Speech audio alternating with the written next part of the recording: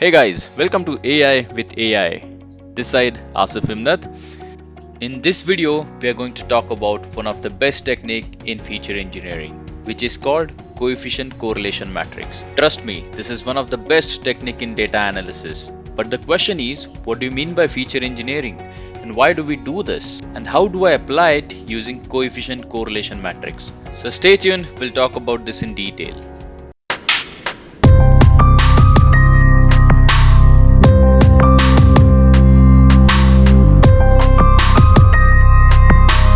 The dataset that we are going to use is a heart diseases dataset. Basically, it's a coronary heart disease dataset. So what are we going to predict here is given on the past data, past history of the person. What are the chances that this person may have a heart disease or no? Interesting dataset, isn't it?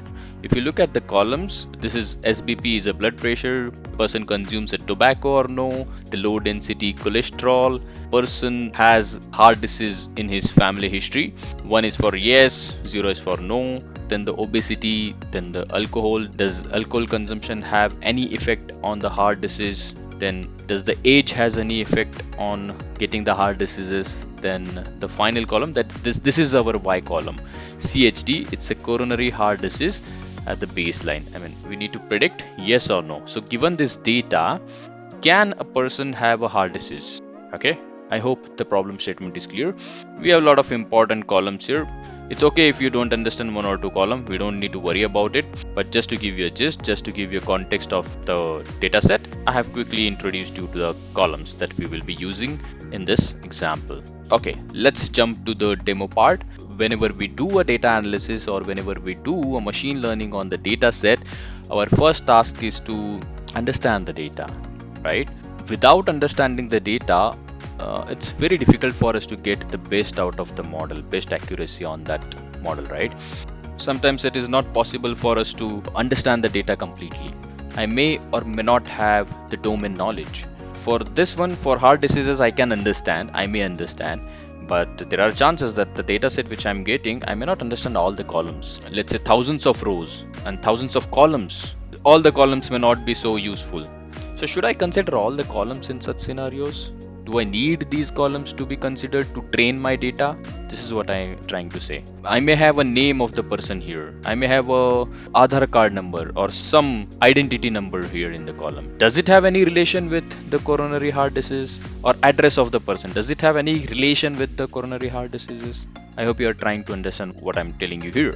So there are chances in some scenarios, whenever you get a data, some columns you may get which may not have any relation, any correlation with the output, with the Y column that you are going to predict. Okay, sometimes you may understand just by looking at the data, sometimes you may not understand. If you don't have a domain knowledge, expertise in that domain, you may not understand it, that's for sure. Then how do I really consider the columns which has the better correlation? That's the question. Okay, and this is where a feature engineering in data science or in machine learning comes into a picture. Okay, so feature engineering is really important. Understand this, guys. Feature engineering is really important. If you don't do the feature engineering on the data, you cannot get best out of your data. You may not get the best prediction on the model. Let's see, what do I mean by feature engineering here? Feature engineering is basically engineering the data, get the most out of the data, remove the garbage so that you feed only the quality values to the model so that you get best out of it. Nothing different. But how do I do it? That's the question. So let's see what we have in the next cells here. We'll do some data analysis. I'm using Seaborn as SNS. The columns, you decide which columns you want to consider. Currently, we are considering all the columns, okay, right? And I'm using NumPy as NP. This is the feature engineering part I was talking about. If you check, there is a one function, very important one, right? Very important one. Focus on this. This is the function in NumPy we are using to understand the coefficient correlation. Okay, the coefficients which we have, I mean the data, the values which we have, the relation of this data with the Y, with the output. Okay, for this we have a ready-made function called correlation coefficient. Okay, and you just mention with whom you want to check the correlation coefficients. Here I want to check the correlation with all the columns, right? np.correlation coefficient and the values all the columns. This is what I'm specifying. Let me execute. What do I get? I get the correlation matrix. We call it as matrix. You can just search what is correlation matrix here, but the meaning of correlation matrix and how to use it, you'll definitely understand here. That's why I was telling you, even in the prior videos, understand some of the basic data science Python libraries like NumPy, Pandas, Matplotlib, and the Seaborn. These are the 4 libraries you must know. Okay. All right. Currently, I don't understand what does this mean. Just to give you an idea here, how do we read it? 1 means full correlation. The value ranges between 0 to 1, positive or negative. 1 meaning highest correlation, 0 meaning no correlation. Okay, 0.21, 0.15, 0.35, 0.085, right? So this is what I see here. There can be chances that you may also see a negative. That means a negative correlation with that specific column, right? But I don't understand which column you're talking about, right? What we need to get here, we need to get here the correlation of these columns with the coronary heart disease column. This is the Y column, right? What we want to get here, can a person have heart disease or no, right? Based on these columns, we are just identifying which column has the maximum correlation with this column, so that my accuracy will be more better. I don't want to take all the columns every time, right? Here we have very less column, doesn't make any sense, but in reality you may have thousands of columns and some columns will have 0 correlation. You know, I'm going one step ahead to visualize this using heat map. Currently it is difficult for us as well to get any insights in the data, right? We want to visualize data. Seaborn has more advanced visualization libraries, right? So we'll be using Seaborn to draw the heat map. People generally use heat map to see the correlation matrix. Okay, so we are using sns.heatmap here, and I just want to plot this heat map using matplotlib.show. If you see this, let me execute. If you see this, this is how the heat map will look like. Okay, the look and feel, this is where I'm changing it. If I make it 10 here, the size will be changed, you can see. Similarly, I want to represent it into the squares. Then the format, I want it till the 2 floating points, you can see 1.00, 0.21, right? And annotations, size 15.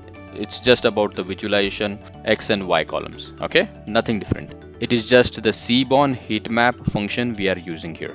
Good. So let's understand this heat map. If you look at this, this is where the columns you can see, right? The correlation of blood pressure with other columns, correlation of tobacco with other columns, correlation with whatever, correlation with family history, obesity, alcohol with other columns, right? So correlation with self is always 1, you see, right? Here also BP, blood pressure 1. Okay, coronary heart disease 1. So self correlation is always 1. We want to check the correlation for only this column, coronary heart disease. This is our Y column, right? We need to check what is the correlation of this column with other columns here. Good. So which column you see has the most correlation with coronary heart disease here? Observe this data set for a minute. Done. If you check, closer to 1, the number which is closer to 1. I'm just observing the last row here, 0.37. This is the maximum number I see here. So age has the maximum correlation on the heart diseases. What other column I see? I have tobacco. Tobacco has the maximum correlation on the heart disease. I also see, you know, the family history also has some effect on the coronary heart disease. Okay, by looking at this, I can easily understand which column has the maximum effect on the coronary heart disease column. Amazing, beautiful, isn't it? This is how you find the correlation between the columns, and by looking at this, you understand the insights of data even if you don't have the domain knowledge of this data. And now you consider which columns you want or which columns you don't want. Observe the column having minimum correlation here. That's alcohol. Funny, right? I got surprised by looking at this. Yeah. Anyways, jokes apart.